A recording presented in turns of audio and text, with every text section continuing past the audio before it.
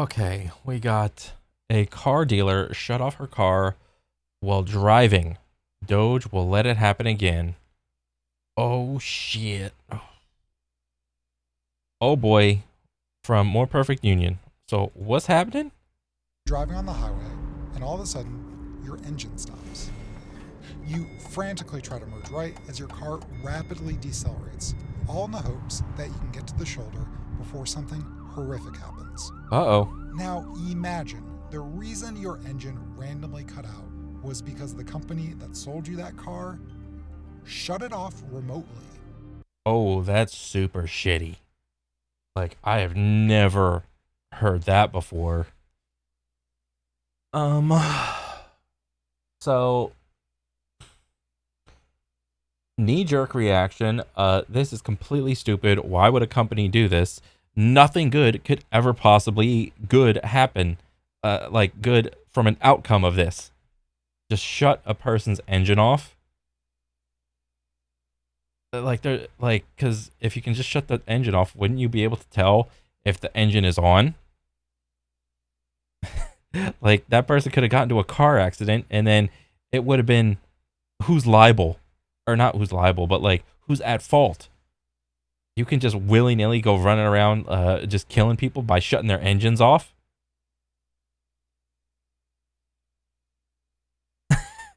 What? And then what? Oh, you can't sue the company. It's gonna be some what? They go to arbitration or some bullshit because it was like built into the TOS when you sign a contract for whenever you either bought. I don't even know what situation this would be in. Is this like a car rental or like I buy a car or something like that? You know, like enterprise or what? Like what? That's what happened to Victoria Carter and her children in June of 2021. The used car company responsible was Oh, okay. So it's a used car company. ultimately forced by the government to pay millions back to consumers who fell victim to their faulty engine kill switches and other illegal behavior. What the fuck? Who thought that was a good idea? But that doesn't make sense. I have to be missing something. If you buy even a used car, doesn't that mean like you own it and that everything that you do to it is under your control? Why would somebody else have control over your thing that you just bought and own? What, like maybe you don't really own it because you financed it or something? Even then. And that money might never actually reach consumers like Victoria due to our present political environment. Oh, Jesus. This is more than just a story about a scam. It goes deep into how DOGE is really running the government, and why Uh-oh. each and every one of us is now more vulnerable to the kinds of illegal behavior that almost killed Victoria. Before I was fired, I was working on a case against a loan servicer called USASF. The company was affiliated with a buy here, pay here used car dealer called US Auto Sales. This is Lindsay Siegel, a former lawyer at the Consumer Financial Protection Bureau, or Mm-hmm. CFPB. The company was very focused on selling cars to low income people, people who might not have access to traditional credit, people who were desperate for a car to get to work, to pick their children up from school. Yeah, your basic person, your average everyday person. The enforcement division in my team opened an investigation into US auto sales because we got many complaints from consumers, ranging from, that they were overcharged by the loan company, that their cars were being shut off when they shouldn't have, that cars were being unlawfully repossessed. So there was investigation opened into it, and we That's filed a lawsuit crazy. against the company in August of 2024. What are some of the stories that you heard from Yo, fuck the that company, affidavits that you dude. collected as part of this lawsuit? One of the claims in our lawsuit was that US Auto had defective starter interruption devices. A starter interruption device is a tool that US Auto placed on the cars that it sold to consumers where consumers had a loan for the car.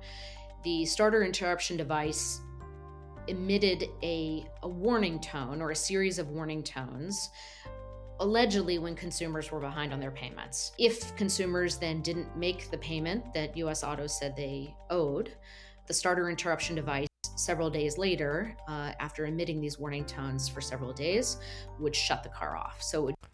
Oh wow. Okay, so it was like one of those situations where they're like financing the car or whatever. Oh, you're late on the payment. Ugh.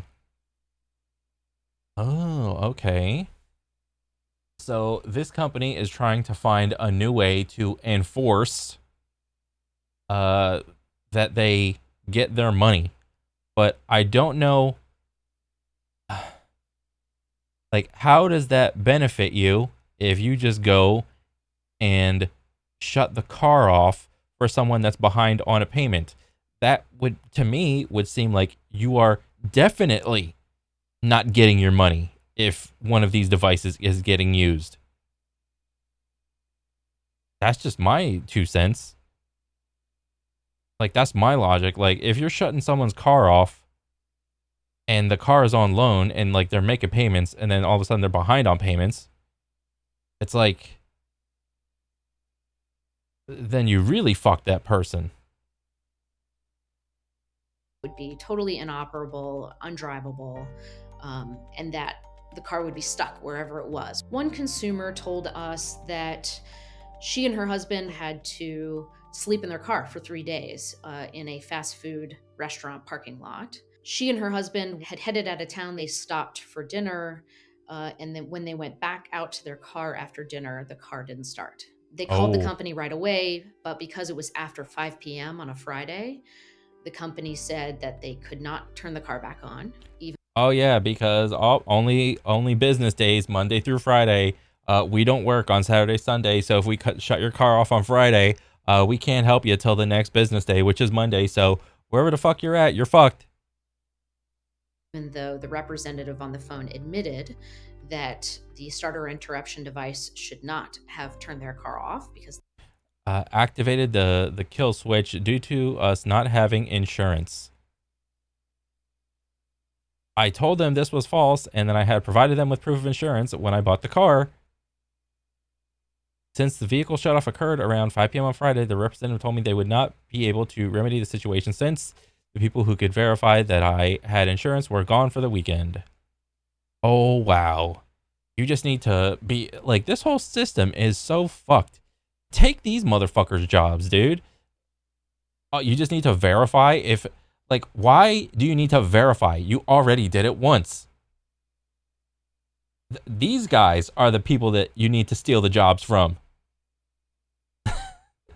Oh, the verify person is gone for the weekend. Bro, this is a complete, utter, like, automated job system thing. And it doesn't even need, honestly, it doesn't even need to be automated, because if it was entirely automated, it wouldn't even have happened in the first place. My husband and I had no money for a hotel room, so we slept in a car for 3 nights, unfamiliar to the town in Arkansas. We only had budgeted for the gas money home, and we ate minimally during this time. We had to bathe at a truck stop on Monday. USA SF deactivated the kill switch, and they admitted they did indeed have our insurance on file.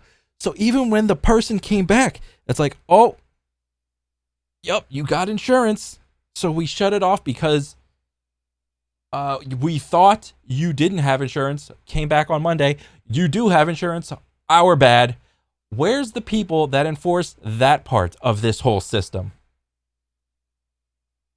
I mean, apparently it's this lady's job, but it should not be like this. They were not behind on a payment.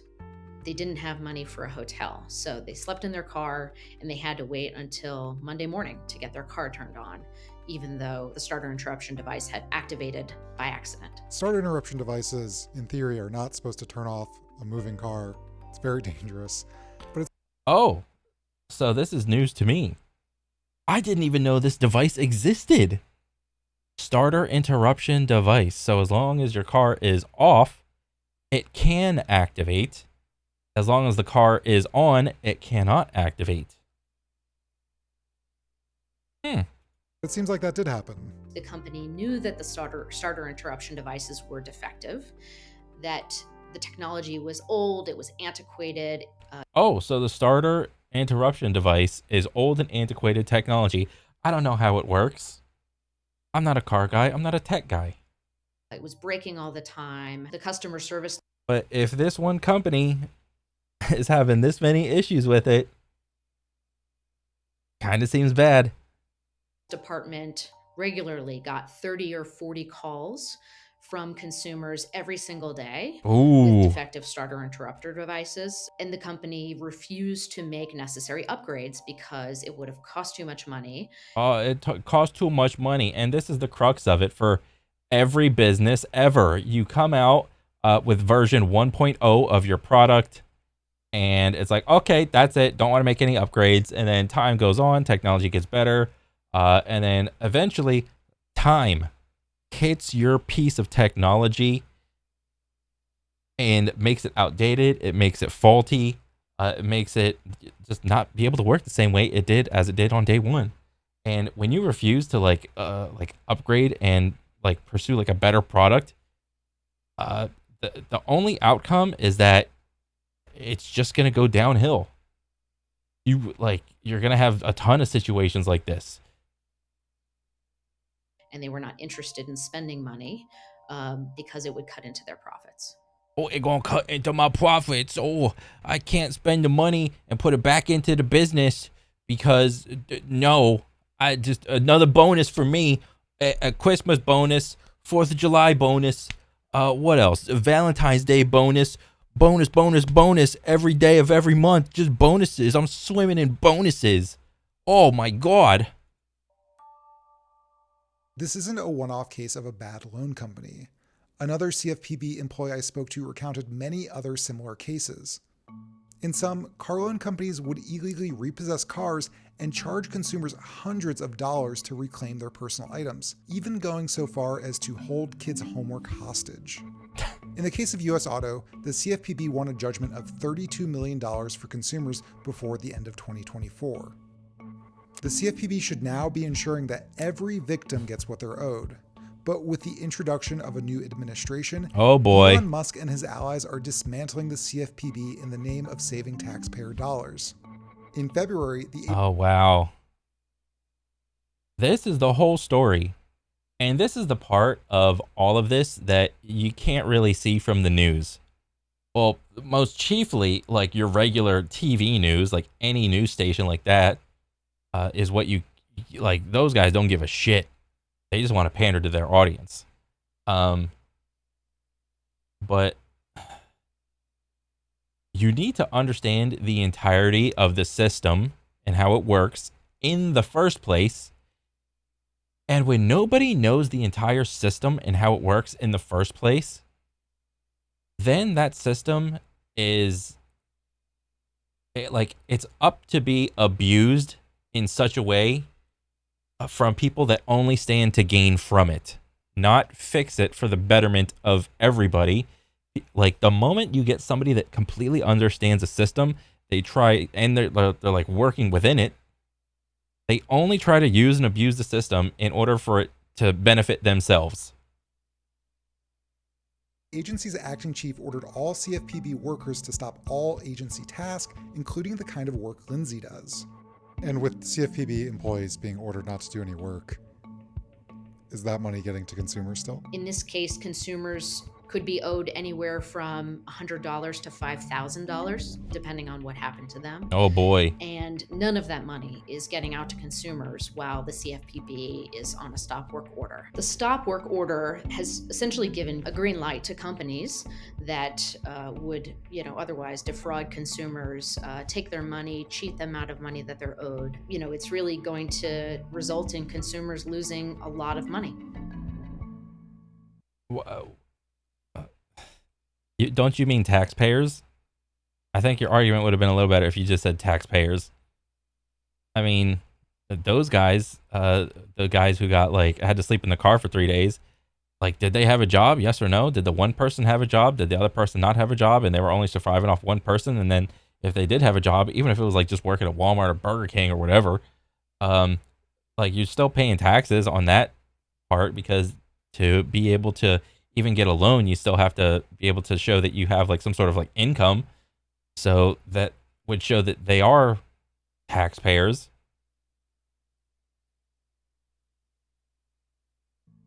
Elon Musk says he wants to delete the CFPB. DOGE Oh and yeah. the CFPB acting director are doing everything in their power to destroy the agency under the guise of efficiency. One senior executive reportedly said the CFPB will become a, quote, room with 5 men and a phone in it. The CFPB Jesus. A room, let me see this. A room with 5 men and a phone in it.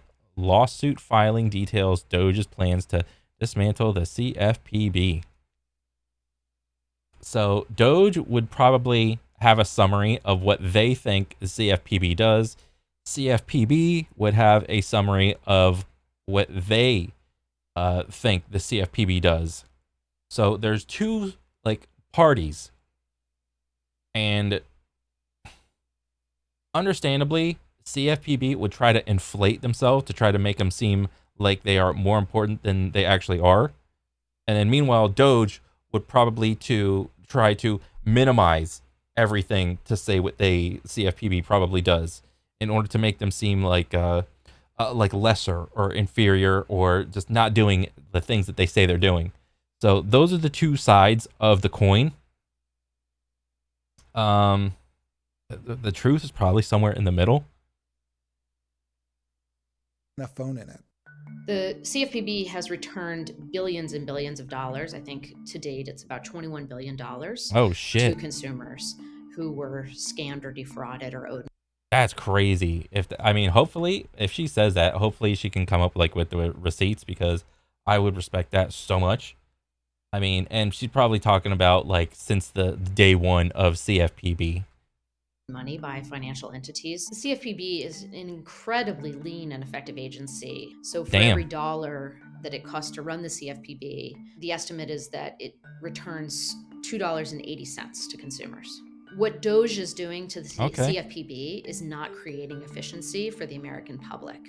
It's not saving consumers money. Is there anything you want to say to either Elon Musk or even Americans that might be skeptical of bureaucracy out of control? I think at the end of the day, they're not going to be successful. They may slow us down for the time being. They're not going to win this fight, because I think American consumers are going to realize that this is not in their interest. This is instead in the interest of big companies that have a history of stealing their money. On March 13th, a federal judge ruled that the termination of Lindsay and other CFPB workers was illegal. She returned to work shortly after, where CFPB employees have been ordered to stop all work. CFPB union, NTEU, is suing to overturn that order as well. Where employees have been ordered. So what? So DOGE fired everybody, and then a judge comes in and it's like, no, you guys are retarded. Go back. But then they are being employed, but they stop working. So that doesn't make sense. That kind of seems contradictory to like what DOGE's thing is, that now you're really being inefficient. And then the union is suing to overturn that order as well, so they can go back to work.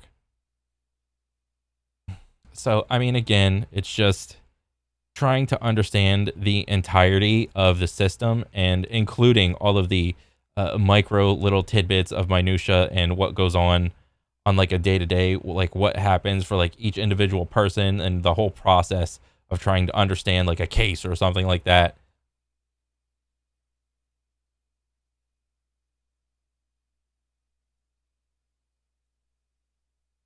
Oh, that's it. Okay.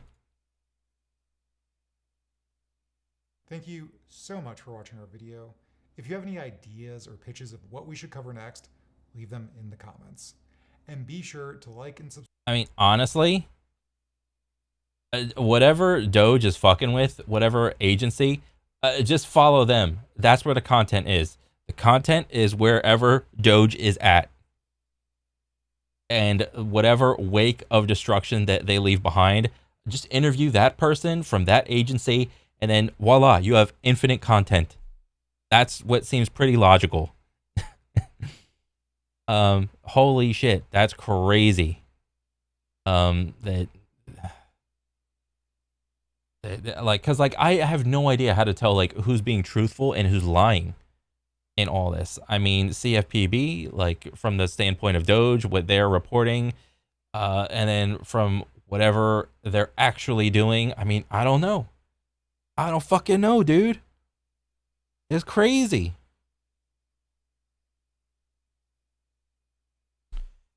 Oh man. What's the vibe? What's everybody feeling? Stories like this make me think I should keep pouring money into my old 2003 truck. Yes. This is what happens when corporations, not citizens, run the government. True. It seems like a good side hustle for a mechanic to learn how to remove these devices for consumers. Ooh, that would be very lucrative, possibly. It's not only cars. Any purchase you make now, anyone can rip you off. You have no recourse. I bought a Mazda during foreclosure crisis and I fell behind in payments. A police officer I knew told me about these sort of devices, so I found mine and removed it. After that, I negotiated a payment plan favorable to me. They're making vehicles so dependent on technology that even if you buy one, you're never fully owning it. Oh Jesus, yeah. This is crazy. Like holy shit, dude.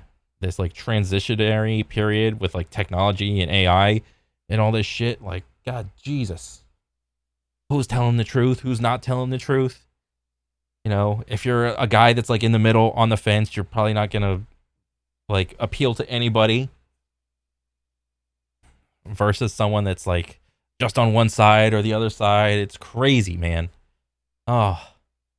But I mean, overall, it's good to hear like the other side of a story from whatever Doge is doing. It's good to listen to both sides. It's just tough to figure out like what the truth is. But overall, you guys are doing great. Keep it up. And that's it for me. I'll catch you guys on the next one. All right, later.